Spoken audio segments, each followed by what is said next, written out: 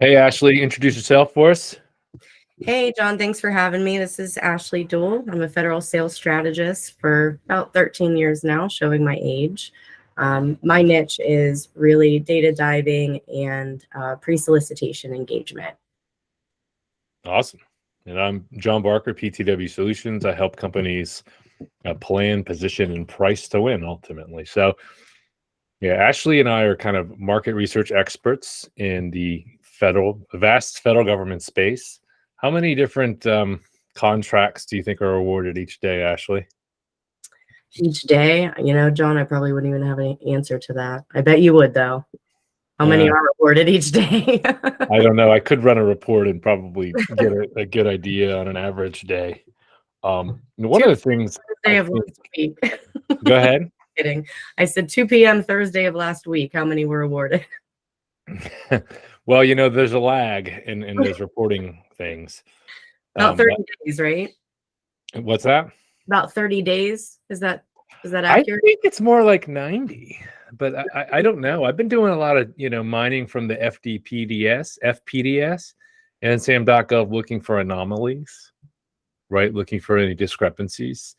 And it is interesting because certain things I can still get in FDPDS, I can't get in USA Spending and sam.gov. As an example, I have a client that has a large Mac IDIQ, ITES 3. Army Chess is maybe what it's called as well, right? So it's kind of a hardware and services program, 170 so contract holders. So knowing the differences between what is an IDV versus just a standalone contract. But I was having trouble finding a list of all the holders and their contract numbers, right? Because I was going in and so I went into USA Spending, did ITES 3, couldn't find anything of real substance. All of a sudden, I go into Federal Procurement Data System, ITES 3, boom, I get hundreds and hundreds of records. I'm like, oh, sweet. So there was some sort of thing tying it together, and I don't think it was like the description of the requirement, right? Right. But one of the things that I've really been exploiting of late, now that I'm going to share my screen with you, and it's our favorite website. What's our favorite website here at GovCon? sam.gov. sam.gov. So love it or hate it. It's the one-stop shop here. Yeah. I hate it and love it, but so what I've been doing of late is I like to create these ad hoc reports, right? So Ashley, tell everybody what sam.gov is supposed to do. What's its main function? Well, sam.gov is not only the area where you would register to qualify to receive a contract or grant, but also where you would go to look for solicitations, sources sought notices, even agency events. So it's where the solicitations live, to put it simply. Right. As well as a central repository for government contractors registering. They all will get slapped with what used to be a DUNS number, but it's now a unique identifier. So I've created a bunch of these reports that helps me get super specific on a particular agency, i.e. the buying command, right? And so one of the things I've noticed being in this business for 22 and a half years or so, ish, right? Because sometimes as experts, we got to, classify or, date ourselves so people know that we're not, weren't just real estate agents last decade, and we're actually been doing this for the long haul. But yes. So anywho, I noticed in my experience of doing government contracting is that it's all revolving around certain types of codes. One of my favorites is the NAICS code, the North American Industry Classification System. So I have this report that I can drill down to any NAICS code, and it'll tell me which agencies are buying stuff from that code. All right, so I like this one. This is the R&D, Physical and Life Sciences. I'm leaving it at the 5-digit level because I noticed at the 2022, starting with the 2017 census, they morphed that NAICS code into 3 other sub-tiers. So there's like a biotechnology, there's a nanotechnology, and something other than that. But kind of like the IT industry, yeah. What's that?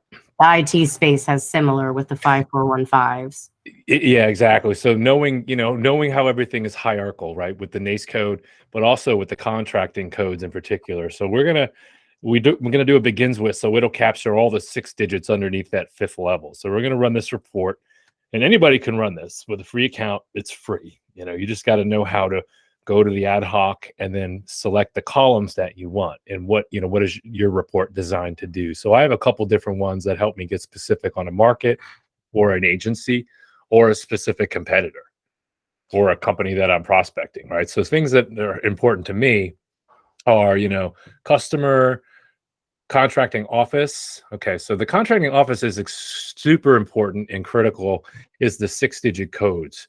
Each 6-digit code is a unique government contracting command, right? So the Army has probably a few hundred of them. So the way the hierarchy works, it's Department of Army, and then it's like this ACC is Army Contracting Command. RSA COS is probably something like Colorado City. But there's all sorts of, have you heard of alphabet soup, right? So all of these mean stuff like, yeah, like DITRA. This is DITRA, right? So I did a search code for that NACE code. So these are all the agencies that are buying it. Now, one of the things that is really interesting when you get into the weeds of this, like Ashley and I do on a daily, is I want to know things like, are they carving out certain opportunities for small businesses via set aside? So this will tell me all, what types of set asides are available under a specific NACE code. Not only that, it'll tell me whether they're conducted under full and open competition or whether they're done under sole source. What the old solicitation number was, the number of bidders. That could be important, right? If you're looking to recompete something and there was one bidder, you should probably go after that. If there were 14 bidders, maybe not so much, unless it's like perfectly within your sweet spot. But it gives you a really good gauge of the competitive environment you're going to be facing. So I have a question about that. Yes, ma'am. Now, I am what one might refer to as a NAICS code snob. I prefer to look for opportunities by product service code, right?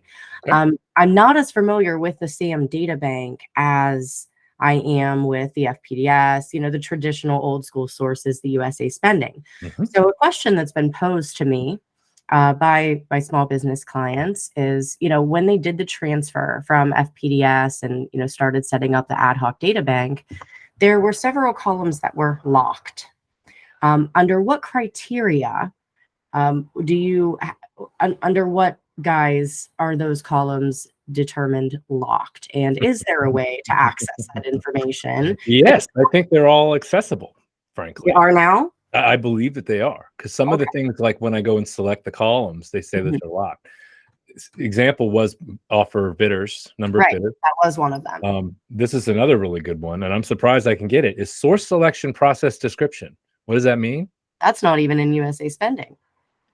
Exactly. And what does it tell you? Is it trade-off? Is it best value? Is it LPTA? So again, I can have a complete, buying. I can understand the buying command intimacy, how they are buying this, the whatever it is.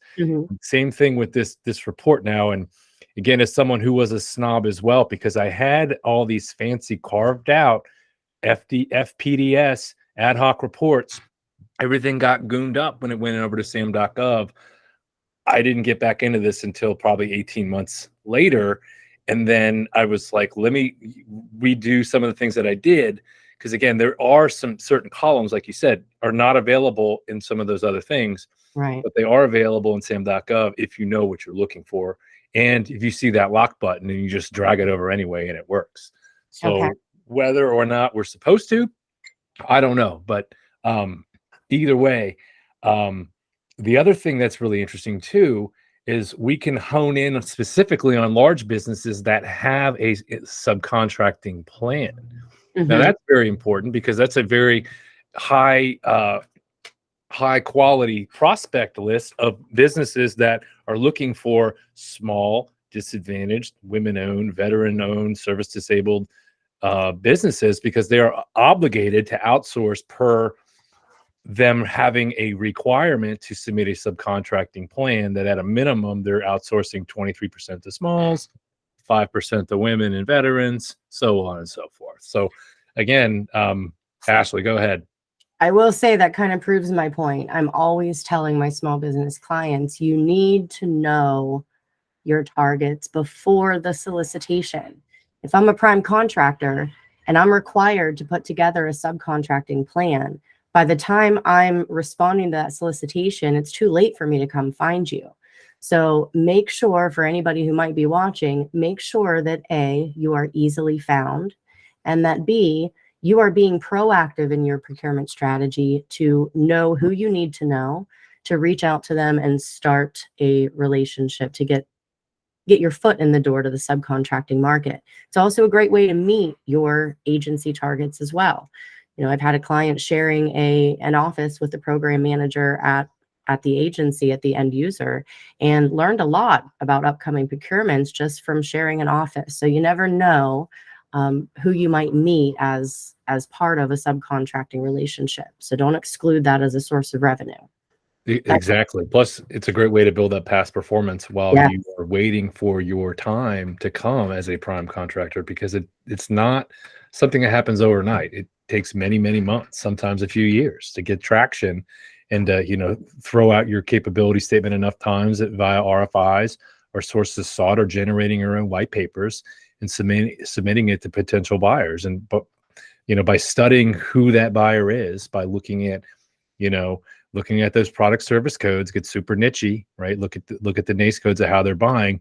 But again, don't rely on any one of those things. It's again about the keyword search, right? And then that was one of the things, Ashley, that I did this week is I went back into, so again, I can carve this out however I want it. I'm looking for specific set-asides. Okay, and again, I wrote this specifically for a NACE code, right? So the app I'm developing is going to take just the NACE code and then drop in the total obligations at one point. But then I want to carve out specifics for, you know, the industry. You know, here's the top 10, you know, right? The top 10 competitors, you know, companies to deal with. But again, I can do it via any one of these columns. I could say, okay, give me all the contracts coming under the NIH sub department of the NIAID, whatever that is. Right. Again, I don't know what the work is necessarily, but I do know that this was a best value trade-off. There were two other bidders. Duke won it. So, you know, part of my job is to go, okay, I'm looking for a contract that ends, right? And all these are, I put the last ultimate date, right? So those are inclusive of any options. So I don't want to look that far ahead. I want to look something that maybe is expiring later this year. Mm-hmm. But again, there's a million ways to create a sales pipeline. It really depends on, you know, what your client wants and what they can do. So one of, you know, again, the keyword search, I believe, in USA spending and FDPS comes off of this description of the requirement. So I was doing something the other day, going back and kind of reverse engineering that into sam.gov to get the exact same insights I was doing. So lo and behold, I went back and created another report that does exactly that. So I can go into, so I have one by the, you know, I can do it any which way. So I can look at a specific company and see all their work and then how they're acquiring that work. Are they a competitive contractor? All their stuff is being procured under sole sources. Is that a company that's ready for competition? Likely not. They're probably expensive. They probably have a lot of incumbentitis, right? Here's what I want to show you, and then I'm gonna stop the tape. But if you know, what's a big sales product that you know the government uses a lot of, but would never be a prime contractor, like Salesforce or Oracle or Microsoft, right? Mm-hmm. So I enter whatever I'm looking for here, my search term criteria. This should pull up all that same information again for it, is so long as that is in. Let's just do Microsoft, right? Microsoft Office. Let's see what we get. So the government obviously, you know, runs everything off of Excel and Word, right? Yes. So let's say I'm a software reseller and I have a deal with Microsoft. I'm trying to sell Microsoft stuff. So I would run a query like this. Again, anybody can develop this on their own. But you come to Ashley or I if you want something built specifically for your organization. Because again, I've spent decades in this system. So what takes me a few minutes now sometimes would save a business owner probably 40 hours of their own work. Yeah, absolutely. So this is only showing that there's 3 contracts for Microsoft Office products. but again, I got super niche specific, and it's looking like it's, is it DISA, Defense CI? I've never heard of these guys, but there's a reason why. But anyway, that's it for my little tutorial at this point. So I'm going to bid you adieu, everybody. Say goodbye to Ashley. Y'all enjoy your day. Thanks for watching. We'll see ya.